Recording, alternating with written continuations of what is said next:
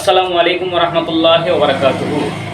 আমি মোহাম্মদ মতিউর রহমান সাঁকরাইল হাওড়া জেলা থেকে আপনাদের কাছে কিছু কথা বলতে চাই। মনোযোগ দিয়ে আশা করি শেষ পর্যন্ত ভিডিওটি দেখবেন। বর্তমান সময়ে কিছু রাজনৈতিক নেতা, তার সাথে সাথে সাধারণ কিছু ভক্ত এবং ফুরফুরা দরবার শরীফের নিন্দুকগণ তা আজকে বলতে লেগেছেন পীরজাদা আব্বাস সিদ্দিকী ও পীরজাদা নওশাদ সিদ্দিকীর দ্বারা দাদা পীরের সিলসিলার ক্ষতি হয়েছে, হচ্ছে, হবে। সত্যি কি আব্বাস সিদ্দিকী নওশাদ সিদ্দিকী দ্বারা দাদা পীরের সিলসিলার ক্ষতি হচ্ছে? একটু মন দিয়ে শুনুন। যারা বলছে, যে নেতা নেত্রী যে দলেরই হোক না কেন, যারা বলছে আজকে, কিন্তু তাদের ব্যাকগ্রাউন্ডটা একটু চেক করলে আপনি বুঝতে পারবেন।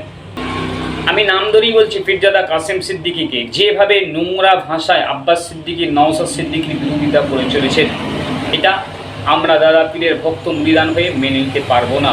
ফুরফুরা টাইটেল মাদ্রাসাতে পড়াশোনা করা অবস্থা থেকে এবং ফুরফুরা শরীফে কিছুদিন শিক্ষকতা করার জীবনে দীর্ঘ 17টা বৎসর যে ভালো মন্দ অভিজ্ঞতার মধ্যে থেকে মানুষকে যাচাই বাছাই করেছিলাম, কিন্তু আজকে তার বাস্তব রূপগুলো একটা একটা করে নিজেই তারা প্রমাণ দিয়ে চলেছে।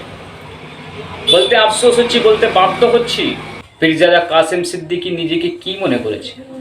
ওনার সম্পর্কে কি আমরা কিছু জানি না? ব্যক্তি আক্রমণ আমি করতে চাই না, কিন্তু উনি যেভাবে ব্যক্তি আক্রমণ করে চলেছেন ব্যাপারে আপনাদের কাছে জানার দরকার। আমরা ভুলে যাই না আনিস খানের হত্যার ব্যাপারে, আনিস খানের বাড়িতে গিয়ে কিভাবে নাটক করেছিল। আমরা ভুলে যাই না নবান্নতে মিটিং করার পূর্বে সাংবাদিকদের প্রশ্নের উত্তরে কিভাবে হুঙ্কার ছেড়ে কথা বলেছিল। তার সাথে সাথে 14 তলা থেকে মিটিং করে সেটিং করে নামার পরে কিভাবে আবার ডিগবাজি খেয়ে নিজেকে একেবারে উল্টে দিয়েছিল। আমরা ভুলে যাই না সেদিনগুলো। বিশেষ করে আমি ভুলে যাই না সেই 2009 সালের কথা, যখন ফুরফুরা মাদ্রাসার আসবাবপত্রগুলো দাউ দাউ করে জ্বলছিল। হ্যাঁ, ঠিক শুনছেন, ফুরফুরা টাইটেল সিনিয়র মাদ্রাসার কথা বলছি। আমি তখন ক্লাস 12-এর ছাত্র। সেই সময়ে যারা ছাত্র ছিল, ফুরফুরার বাসিন্দা ছিলেন, সকলের সাক্ষী হয়ে আছে। দাদা পীর সাহেব রহমাতুল্লাহ আলাইহি যে সিংহাসনে বসতেন, যে চেয়ারে বসতেন, যে চেয়ারে বসে তিনি কথাবার্তা বলিতেন, সেই চেয়ারখানা, সেই সিংহাসনখানা ফুরফুরা টাইটেল মাদ্রাসার অফিস ঘরে সযত্নের সহকারে বছরের পর বছর রেখে দেওয়া এসেছিল।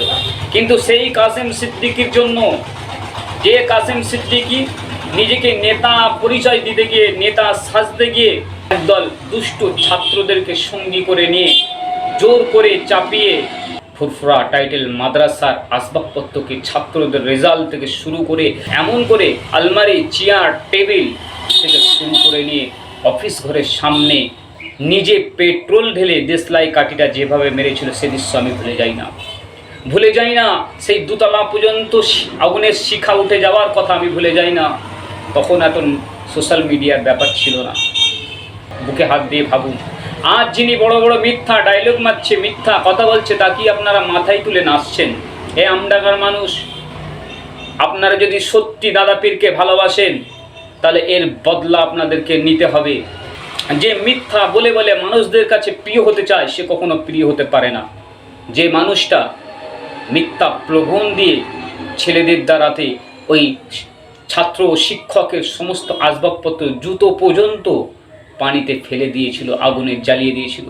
ফুরফুরা টাইটেল মাদ্রাসার তৎকালীন মুহাদ্দিসিন মুফতি কাসেম সিদ্দিকী, সীতাপুরি হুজুর, আমার শ্রদ্ধেয় শিক্ষক সৈয়দ আমজাদ হোসেন বুখারী হুজুর, আমার শ্রদ্ধেয় যত সমস্ত শিক্ষক বাহাউদ্দিন হুজুর, নেয়ামত হুজুর, এমন করে স্যার মোহাম্মদ হুজুর, এমন করে আবু বক্কর হুজুর, এমন করে মাস্টার আলী আসগার স্যার, এমন করে মুহাদ্দিস রফিকুল ইসলাম সাহেব, তাঁদেরকে যেভাবে অফিস ঘর থেকে মারতে মারতে, গরু ছাগলের ন্যায় টানতে টানতে, মেরে মেরে, চেয়ার ভাঙার পা দিয়ে মেরে মেরে যেভাবে অফিস ঘর থেকে মাদ্রাসাতে নিয়ে গেছিল, সে দৃশ্য আমি ভুলে যাই না।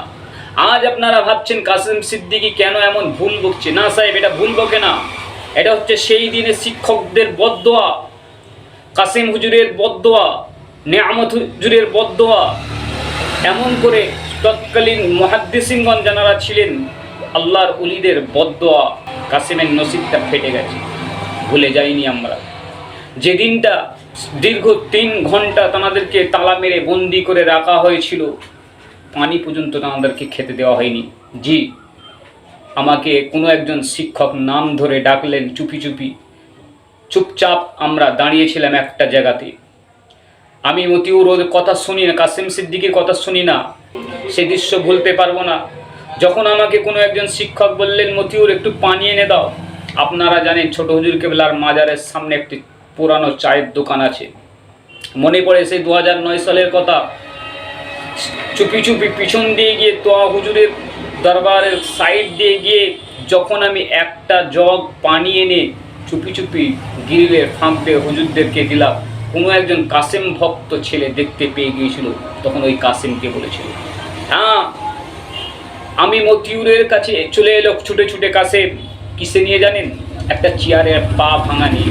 দড়াম করে পাছাতে মেরেছিল, পায়েতে আঘাত করেছিল, যার জন্য আমার এখনো 1.5 ইঞ্চির নাই আমার রানের কাছে কেটে গিয়েছিল। ভুলে যায়নি সে রক্তের কথা। সে রক্তের কথা আমার শিক্ষকগণ ভুলে যায়নি। যখন ঝরঝর করে আমার শরীর থেকে রক্ত গড়িয়ে পড়েছিল, সেই কাসেমের দুর্ব্যবহার আমি ভুলে যাইনি। বলতে চাই না এসব কথা, এতদিন সবর করেছিলাম। কিন্তু সে যখন দাদা পীরের ঘরকে ধ্বংস করতে চাইছে, সে যখন দাদা পীরের বাড়িকে নিজে নিজেই ধ্বংস করতে চাইছে, কেন আমি তার সম্মান রাখব? কিসের জন্য? দাদা পীরকে মহাব্বত করি। দাদা পীরের আওলাদ যিনি দাদা পীরের মত পথ মেনে চলে, তার জুতোটা মাথায় করে ঘুরবো। আগামীতেও বলেছি, আজকেও বলছি, ইনশাল্লাহ যতদিন বাঁচবো। আমি বলতে চাই না এসব কথা। যারা আজকে আমডাঙ্গার মানুষ ভাবছেন কাসেম সিদ্দিকী জিন্দাবাদ, মনে করবেন একটা সময় আসবে আপনাদের মুখ দিয়ে বেরোবে কাসেম সিদ্দিকী মুর্দাবাদ। ভোট হয়নি এখনো, ভোটের পরে আপনাদের এই কথাটা মনে আসবে। আজ যারা কাসেম সিদ্দিকীকে লাফাচ্ছেন, কাসেম সিদ্দিকীর মিথ্যা ভাঙচার কথা শুনে যারা ফুটকড়াই করছেন, আপনাদেরকে বলে দিলাম, আপনারা মিথ্যাবাদীর ফাঁদেতে পা দেবেন না। ভিজে কথাই গলে যাবেন না। ভুলে যাবেন না সে শিক্ষকদের করুণ দৃশ্যের কথা। ভুলে যাবেন না মাদ্রাসার ছাত্রদের রেজাল্টগুলো যখন পানিতে ফাইলের পর ফাইল যখন ভাসতেছিল, আগুনের মধ্যে জ্বলে যাচ্ছিল। ভুলে যাবেন না। আমি মিথ্যা বলছি না।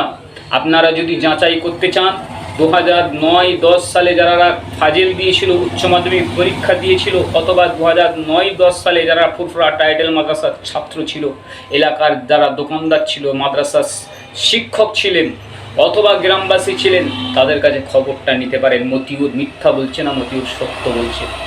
আমি আপনাদের কাছে অনুরোধ করব, শিক্ষকদের বদদোয়া একটা বড় জিনিস, আর শিক্ষকদের দোয়া একটা সবথেকে বড় জিনিস।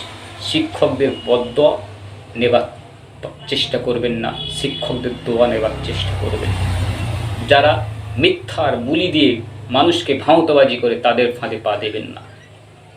আশা করি এইটুকুই আজকে থাকলাম। এরপরেও যদি কাসেম সিদ্দিকী মিথ্যার ফুলঝুরি উড়িয়ে যায়, এখনও আমার পকেটে অনেক কিছু আছে। বললাম না, দীর্ঘ 17 বছরের ইতিহাস জানি আমি। একটা পকেট খুললাম মাত্র। সাবধান করে দিলাম কাসেম সিদ্দিকীকে, এরপরে মিথ্যা কোনো রকম বদলাম আমি সহ্য করব না, আমরা সহ্য করব না।